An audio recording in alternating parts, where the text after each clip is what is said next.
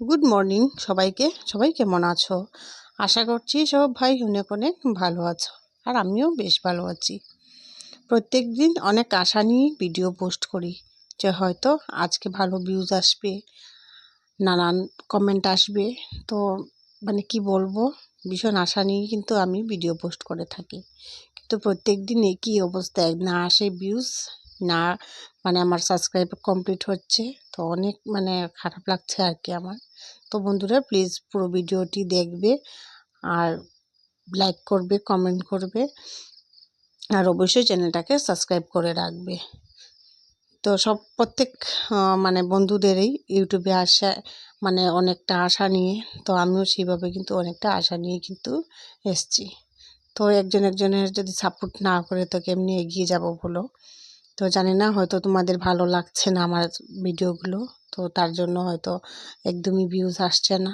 তো প্লিজ বন্ধুরা আমাকে অনেক অনেক সাপোর্ট করো। কখনো কখনো ভাবি আর ভিডিও পোস্টই করব না, কি করব, একদম ভিউজ আসছে না, লাইক কমেন্ট কিছুই কমপ্লিট হচ্ছে না।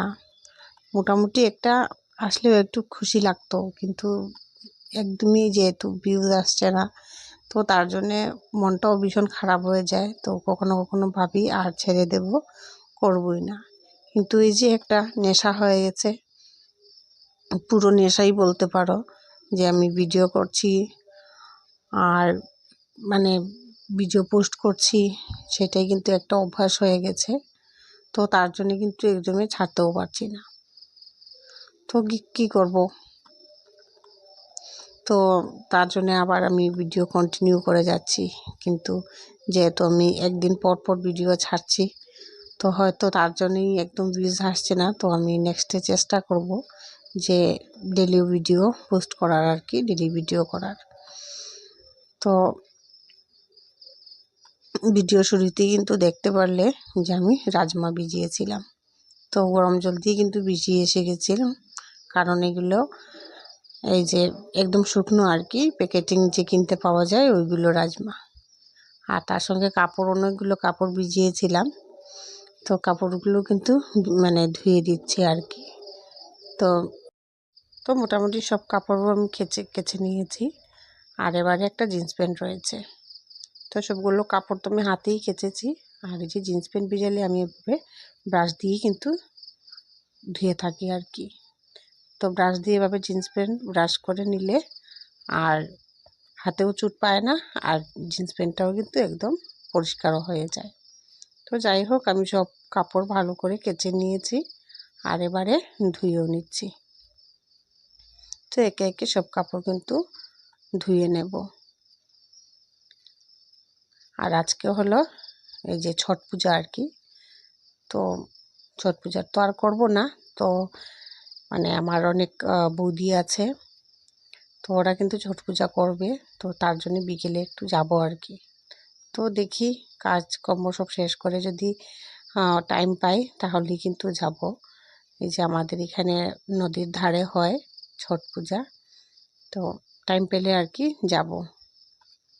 তো গিয়ে তোমাদের সামনে যদি টাইমে যেতে পারি, তো তাহলে তোমাদের সঙ্গে কিছু একটা শেয়ার করব।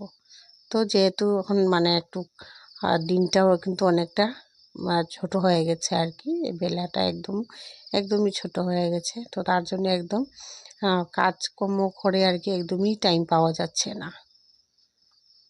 খেতে খেতেই না হলে 3টে, সাড়ে 3টেই বেজে যাচ্ছে। তো ওরা স্কুল থেকে আসে, তারপরও ছেলেকে স্নান করে দিই, খাওয়া দাওয়া করতে কিন্তু বিকেল হয়ে যায়। আর তারপর কোথাও যাওয়ার একদমই কিন্তু ইচ্ছে করে না। তো দোকানে যাই, তাও কিন্তু আমি ছেলেকে টিউশন দেওয়ার পর এই যে যাই আর কি। দোকানে একটু সময় বসে আসি, না কখনো কখনো একদম বন্ধ করেই তোমাদের দাদাভাইয়ের সঙ্গেই চলে আসি। আর না হলে আর কিন্তু কোথাও কারোর ঘরে একদমই যাওয়া হচ্ছে না। তো যাই হোক, আমার কাপড় চোপড় ধোয়া কমপ্লিট হয়ে গেল, এবারে একে একে রোদেও দিয়ে নিচ্ছি। তো আজকে কিন্তু ভীষণ ভালো রোদ্র উঠেছে, বুঝতেই পারছো, একদম দেখাই যাচ্ছে ভীষণ ভালো রৌদ্র উঠেছে আজকে। আর কাপড়গুলো কিন্তু আমি বেশ সকাল সকালে কিন্তু ধুয়ে নিয়েছি। সবাইকে চাটা দেওয়ার পর ওদেরকে স্কুলে পাঠানোর পর আর কি লেগে পড়লাম এই কামগুলো। স্কুলে পাঠানোর আগ পর্যন্ত কিন্তু এগুলো কাজ করা একদমই সম্ভব না। তো স্কুলের ড্রেসও কিছু ছিল, তো ওইগুলো কিন্তু ধুয়ে দিয়েছি, কারণ একদিন দুদিন পরার পর কিন্তু ড্রেসগুলো একদম নোংরা হয়ে যায়। বিশেষ করে এই যে শার্টের কলারটা একদমই নোংরা হয়ে যায়। তো আমি এক দুদিন পরার পর কিন্তু ধুয়ে দিয়ে নিই আর কি। তো দেখো রাজমাটাতে ভিজিয়ে গিয়েছিলাম, তো একেবারেই কিন্তু ইয়ে হয়ে গেছে আর কি, ভিজে গেছে। তো আমি রাজমার ডালটা করে নেব, এই ঘুগনি টাইপেরই আর কি বানাবো। তো সেটা কিন্তু আর আমি ছুলবো না আর কি, বাকল সতি যে করব আর কি। তো আমি কিন্তু সেদ্ধ করে নিয়েছি, তো সেটা আর শেয়ার করিনি। আর সাইডে দেখো ভাতটাও বসিয়ে দিয়েছি, আর ওদিকে রাজমাটাও করে নেব। তো দেখো শুকনো লঙ্কা দিলাম, আর শুকনো লঙ্কাটা একদম ভেজে যাওয়ার পর দিয়ে দিলাম 5 ফোড়ন, আর এবার দিয়ে দিচ্ছি পেঁয়াজ কুচি আর টমেটো কুচি দিয়ে ভালো করে কিন্তু মশলাটাকে কষিয়ে নেব। আর রাজমার সঙ্গে কিন্তু আলুও সিদ্ধ করে নিয়েছি। আর এবার দেখো শুকনো যে মশলাগুলো হয় সেগুলোই কিন্তু দিয়ে নিচ্ছি। হলুদ গুঁড়ো, জিরে গুঁড়ো, তারপর ধনে গুঁড়ো, লঙ্কা গুঁড়ো, এগুলি সব কিন্তু দিয়ে নিচ্ছি। আর না মানে এই যে মশলার কৌটোতে কিন্তু মানে প্যাকেট থেকে কিন্তু আর ঢালিনি, তো একে একে এভাবেই কিন্তু দিয়ে নিচ্ছি। তো পরে ভরে রাখবো, তো একদমই টাইম পাচ্ছিলাম না যে কৌটোতে ভরে রাখবো, তার জন্য। তো দেখো মশলা কষানি কিন্তু আমার একদমই কমপ্লিট হয়ে গেছে। আর এবারে এই যে আলুটা সেদ্ধ করে রেখেছিলাম সেটাও কিন্তু দিয়ে নিলাম। এবারে অল্প নাড়াচাড়া করে রাজমাগুলোও কিন্তু দিয়ে নেব। আলুগুলো কিন্তু আমি কেটে নিয়েছি একদম টুকরো টুকরো করে, তো একদমই বোঝা যাচ্ছে না, মনে হচ্ছে যে একদম আস্ত আলু দিয়েছি আমি, কিন্তু মানে একদম টুকরো টুকরো করে দিয়েছি আর কি, গায়ে লেগে আছে। তো ঝোল টুল দিয়ে নেওয়ার পর কিন্তু মানে গাত থেকে মানে ছুটে যাবে আর কি। দেখো হালকা হালকা হাতা দিয়ে একটু নাড়া দিতেই খুলে যাচ্ছে। তো আমরা কিন্তু ভালো করে কষিয়ে নিয়েছি, এবারে জলও দিয়ে নেব।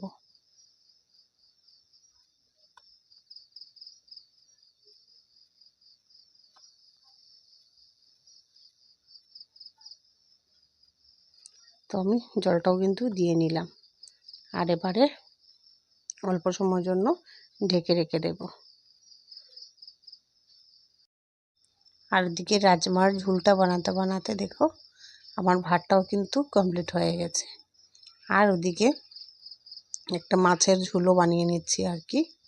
তো তার জন্যে মানে বসিয়ে সব কিছু মশলাপাতি দিয়ে ঢেকে রেখে দিলাম। আর ওদিকে এবার অল্প গরম মশলাও দিয়ে নিলাম কিন্তু। আর এই যে এক প্যাকেট ম্যাগি মশলা ছিল সেটাও কিন্তু দিয়ে নিচ্ছি। তো আমার বেশ ভালো লাগে যদি যে এক্সট্রা করে ম্যাগি মশলা আমার ঘরে থাকে, তাহলে কিন্তু আমি এই যে ঝুলে ঝুলে দিয়ে দিই, আমার ভীষণ ভালো লাগে। কখনো কখনো যখন চাউমিন বানাই তো সেটার মধ্যেও কিন্তু দিয়ে দিই, ভীষণ ভালো লাগে খেতে, মানে সেন্টটা ভীষণ ভালো আসে আর কি। আর দেখো আলুগুলো কিন্তু একদম সেপারেট হয়ে গেছে আর কি, তো কিছুটা আলু আমি ভেঙে দিয়ে দিলাম। বাস হয়ে গেছে আমার, এবারে কিন্তু নামিয়ে নেব। তো একদমই গরম, আমি ধরতেই পারছিলাম না, তো কিছুটা আমি হাতা করে কিন্তু কমিয়ে নিচ্ছি, তারপর বাটিতে ঢেলে নেব। গরমটা কিন্তু একদমই আমি সহ্য করতে পারি না, এত বেশি হাতে গরমটা লেগে যায় আর কি।